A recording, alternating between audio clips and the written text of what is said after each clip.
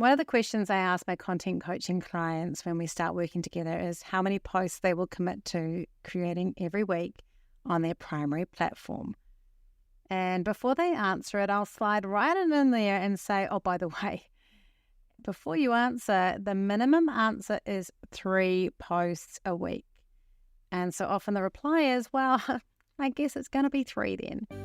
My name is Rachel Klaver and I am your host for Confident Content. And this is the very second episode of this podcast. And today I want to share with you just how you would build out a content marketing plan covering every area of the customer journey with your client with your followers to make sure that you're talking to everyone where they need to be over those 3 posts a week. So we're going to walk through how to do that. And I'm going to do it in a way that I would be doing with clients all the time. I've done this actually literally today with a one-on-one client where we work through their strategy for LinkedIn, and it's the same type of content. Now, obviously, we're not doing a content plan here. I'm not going to talk about your niche or your target audience. This is very structural around what type of posts and when. And the reason that you need to commit to a certain amount of posts is because our bodies tell us when we're going to eat. If we eat on a regular basis, they prepare to eat the food half an hour before we eat. If we normally eat at 12, at 11:30, all the juices start happening, getting ready to digest our food. And algorithms are the same. They like consistency. They like being able to know when people are going to be on. They start preparing everything for you to turn up, and it helps your post do better. Plus, if you are consistent, you're sharing a consistent messaging around the fact that you're trustworthy and you're reliable. There's all these little innuendos around having regular content. The framework for building up your content output takes into account all the key parts of a customer journey, and it makes sure you've got all your bases covered. It's also created backwards, the way that I do it, from the core and most important for your business posts backwards to the posts that help your business audience grow, which, as I said in my first episode, is not the way everyone teaches it, but I teach it this way to make sure that you don't miss on the important stuff and that we don't try to build our audience until the base stuff is sorted. This framework works also with a more frequent posting schedule, but you need to take into account the different ratios. So, for example, in this framework with 3 posts a week, we do our promotional salesy posts once a fortnight. If you're doing 5 posts a week, you get to do that once a week. So there's like little differences. And at some stage, I will do a 5 post a week version of this. But we're starting with a 3 posts a week to make it really easy for most of you. And you could try this if you've got a new platform you want to go on, or you just know you need to get your content sorted. This is a good structure. I'm a huge advocate of creating content that's repeatable and means taking time to create high quality posts that can be used more than once instead of just slushing something out there. And I am all in favor of using ChatGPT, but only if you've got great source content. So today I was showing someone how to use a blog that you have written, not a ChatGPT blog, and then using that to create content for the posts. And the posts sound like they've written you and they're good. That can be done. That's a very good way of doing it. But I do think for some of these core posts, not using ChatGPT and really tapping into your own voice, and it doesn't have to be an amazing voice, as long as it's your real voice, will really help. If you're English second language, obviously you can write it and then ask ChatGPT just to tidy up the grammar a little bit if you're worried about that. But you really want to keep as much of your own voice as possible. So if you're struggling with what types of posts you need to create, how to get the mix right, and get all those important sales and leads, this is the perfect podcast episode for you. Episode 2 of Create Confident Content, Creative Content. Did I say that before? Episode 2 of Confident Content. It always helps, I think, when you've got a podcast to really get the name right. At least I know my name. It's Rachel Klaver and I'm your host. And I'm really looking forward to do this with you. So let's get started. All right. So we're starting with this idea that we're going to schedule 3 posts a week. And before we do this, I have some things that I make you do first. So if you were a coaching client with me, there are 2 things that I'm going to make you do before you start doing this posting. If you've already got an email list, and we'll be talking about this a lot in the weeks to come, but if you've already got an email list, I make you start with an regular email marketing practice first, because your community that have chosen and trusted you enough with their email should come first. So even if that means you take some breaks off posting, that you don't start next week, I want you to focus on getting your email sorted. Now, if you don't have an email list or that is sorted, the next step is if you don't have a lead magnet or a lead generation on your website, and that you can also add to your bio links on whatever platform you're in. If you don't have that with a accompanying email nurture sequence, then I also say you've got to do that first, because that's going to collect emails and build the audience. So those are the two things that I always go, look, that has to happen first, because those are the things that are bringing people in closer to that I want to work with you. It is the easiest place to convert someone to sale is through your email list, because they already trust you enough to share with an email. You're building a relationship. We're going to do content, and we'll do some sessions around these emails and what they can be. And we do this a lot, like in my content masterweb, my group coaching. Every 5th week, we go back and do emails and the type of emails you should be doing.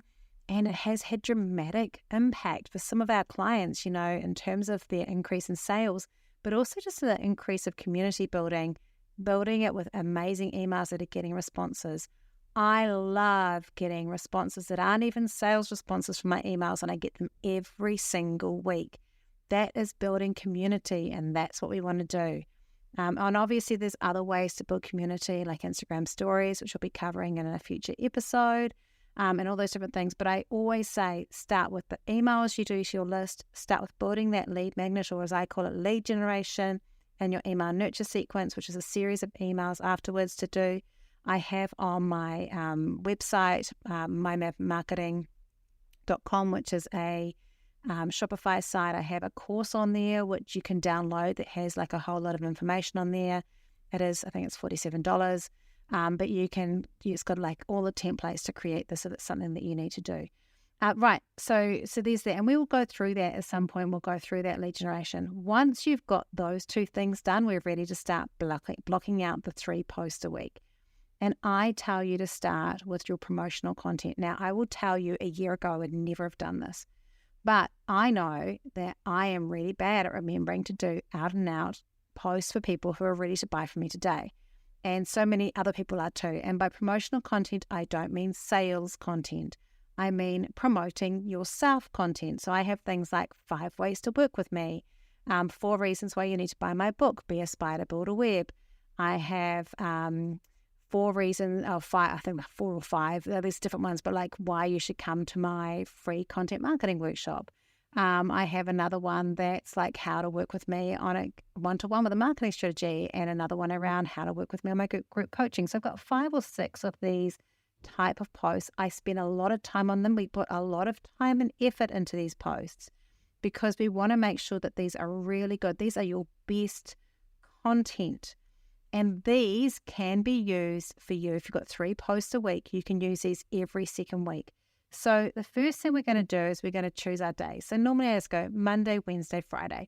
If you want to, you might go, well, actually my target market tend to be on a weekend. So you might go Saturday or Sunday and then adjust it. But we're going to spread them across the week. I don't really care what days they are. You can look at your analytics and decide for yourself when the best time of the day. I'm not covering that because I don't know your business. But like for the client today, they've got LinkedIn. So there's a Monday, Wednesday, Friday. And so for that one, we would just chose a day. For them, it's going to be every second Friday as a promotional post. So they've written those 6 posts. And then what they're going to do is they're going to use a scheduler, or they're just going to have it in their system that says on the first one of those fortnight weeks, I'm going to do promotional post A. And then the second one, promotional post B. And then promotion post C, and they're going to go through all of them until they get all of them done. Of course, I did C's and not numbers, but we go A, B, C, D, E, F. So we go up to F. And then once we got to F, we just go back to A. So you've created those posts. They can just be repeated, and they're not going to be there to go viral. They're not posts that are there to go, oh my gosh, this is going out so far. I can't believe all the shares. They are really just to catch the people that are ready to work with you today. And I love the more you build your community, and if you're doing that community building, the more your past clients and existing clients will actually comment on those posts and recommend other people to work with you, which is pretty awesome. So there is going to be an ongoing growth as you start it, but you start with that promotional content. I've got examples of these on my Instagram at Identify Marketing. I've got a couple that are pinned that you can have a look at. On my LinkedIn, I've also got one in the featured section, which I think is about my free content marketing workshop. And I use them. I have once a week, I have one of these that just come and they just rotate round over and over and over again. So we start with a promotional content. So that's the first type of content, and that is going to be scheduled once every second week. Then we work on the how-to or information content. And so that kind of content there is actually taking a little step up. It's a bit closer to the growth, but it's the easiest stuff to work on from a emotional perspective. And so we can do this once a week. So with the person I worked with today, we said, okay, that is going to be our Monday. It's our how-to or expert positioning content. And that's content that's showing people that you know what you're talking about. Now, when we come to how-to content, I prefer to teach that you do how-to content that removes objections to them working with you before they work with you. So there might be things in there around stuff that they need to know, like creating a schedule, why it's important to create a schedule, because I don't want to work with people who are not prepared to have a schedule for their content. So I might do a thing like how to do that, like this podcast, right? So that might be how-to, rather than how to identify your ideal audience in depth, because that's something I might do with you. So it depends on what it is, but I'm not going to share all my secret sauce necessarily in a LinkedIn post or an Instagram post. I'll share a fragment of it so people get an idea, but not everything that's going to cause me to not be needed, right? So how-to content, you can also do how-to content on how best to work with you. So things like building habits and things like that might be part of that. And then you can do how-to content that benefits people who have worked with you so they can see the transition. But giving them like insight around the nitty-gritty stuff that you do isn't always ideal. If you do, choose several little fragments that you repeat over and over again, but not a whole lot. You can gatekeep, is what I'm saying. You can gatekeep some of that content back. So even with my guests, one of the things that I will say to them is, I really want you to share in depth about this particular topic, but you don't have to share everything. I just want you to share this little bit, because you can gatekeep all the other stuff. That's okay. And it might be that over time, someone else might share another bit that adds to that puzzle, but that's not taking away from that other expert. So yes, a how-to content, and you're going to do that once a week. So again, you could write 5, 6, 10 of those in one sitting and then just schedule them in to be every Monday. So you start with the every second week with the promotional content, then you go to once a week with every Monday. Then you're going to go back a step and do ones that are a bit closer to that, to getting to know us, So we're going to do, that's how-to. We then would work on some relational content. And this can cost you a little bit. What I normally recommend you do is, again, this is going to be once a week. So it could be a client story where you've worked with someone and just like a little story about them. It could be some personal insight that can relate a little bit to life outside business life. And I normally say it's really good to just kind of create some stories that fit in with what you're comfortable to do.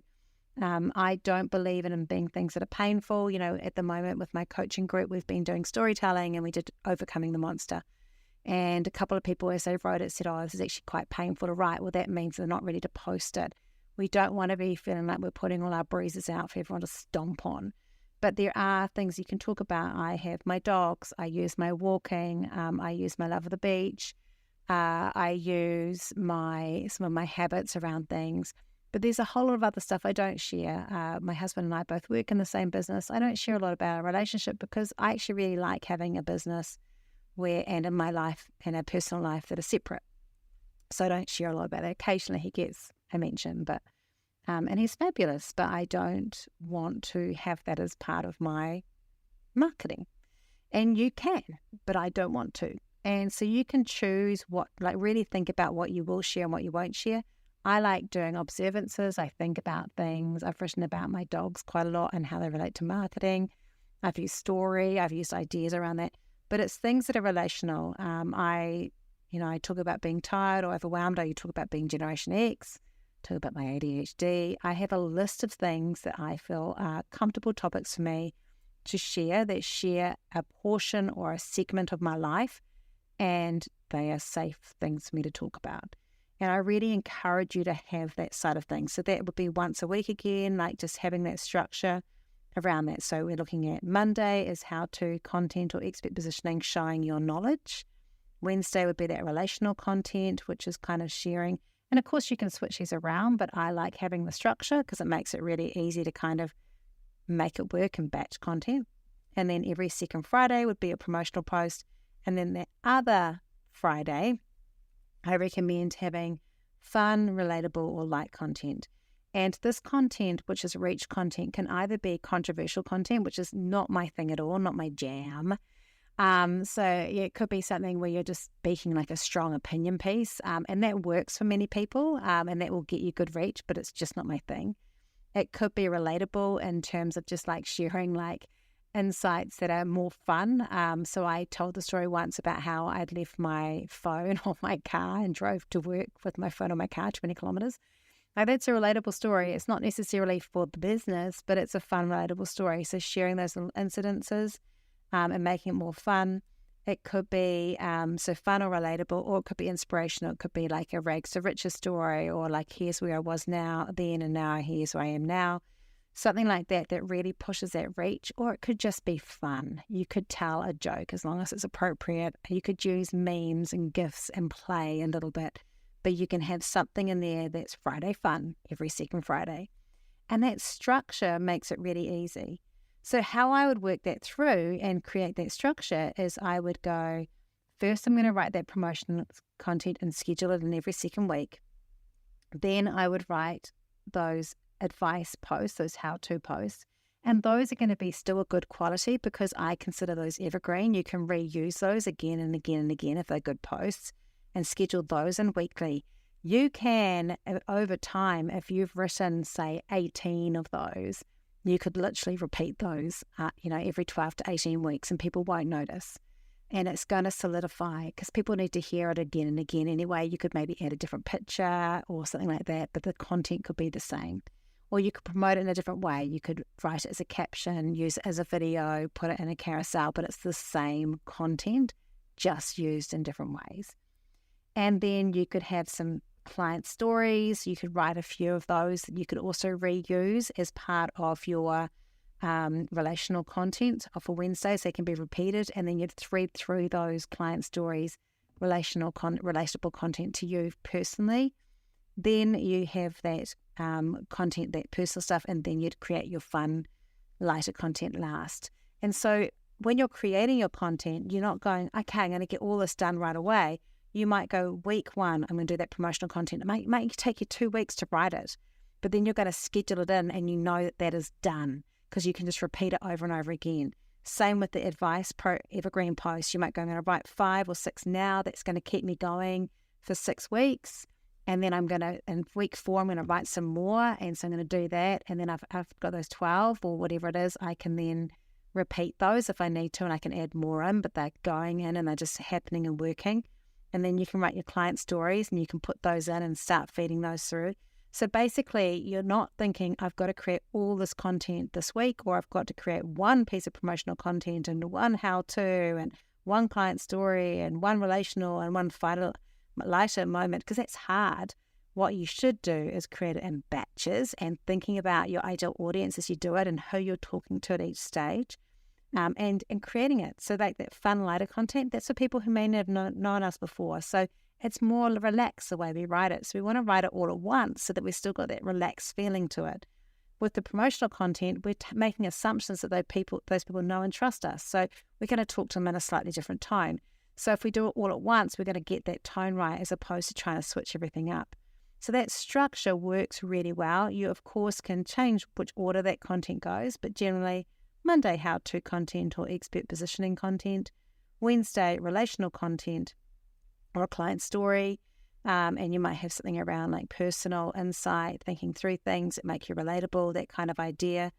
Friday, every second Friday is a promotional post, and then every other Friday is a fun, relatable, like content or client story to kind of fit it in. And that's how you create your content. It's kind of cool, right? And remember, it's layer upon layer upon layer. We don't worry about starting with 3 posts a week. We start with every second week, we do the promo post. Then we're up to 1 post 1 week, 2 posts the following week because we've added our Monday how-to content posts. And we slowly just get that frequency going step by step. It will be okay. No one's going to judge you. No one will notice. And before you know it, you've got your 3 posts a week. It's sustainable. It's good. and you've become more confident in your content. I hope this has helped you. I hope this has helped you think about how you could structure your content. This is exactly how I do it. I have a bit more of a complex version of this, but this is exactly how I create my content and create structure for me. And I have set days for different types of content. I write it all in batches, and then I just get someone to schedule it in for me because I'm at that stage. And this has made it so much more possible to reuse content. It's made it more possible to have structure. I've been doing what I call deep learning content since February of this year, and I can repeat that content at any stage now, and people will not notice. If they've read it before, they'll feel, oh, it's familiar. Remember, most of the time our whole audience don't see the content, so we can repeat it. And it's just going to make my life easier. And I spend time doing good content that I'm happy to repeat because that's good. For some of you, it'll take a long time to write one post, but you'll get better at it. And if you listen to future episodes, I have a post writing formula that can help you create those posts as well, which will make it easier. If this has been helpful, I would love it if you rated and reviewed this podcast. That helps people trust it. And as a brand new podcast, I really need your help to do that. Please also share it with other business owners that you think would be valuable for them. Tell them that Confident Content is a good podcast to listen to. And if you hate it, feel free to keep that to yourself or send me a private little DM, but you don't tell anybody else. Also, you can come and check out me on Instagram and on Identify Marketing, and also on LinkedIn. I'm also on TikTok on I am Rachel Klaver if you want to do that. I'll have to get back into my TikTok posting. And you can come and be part of the Method Marketing group on Facebook. There's a link to it in the show notes. It's been a real pleasure, and I look forward to sharing more content with you next week on Confident Content. Have a great week.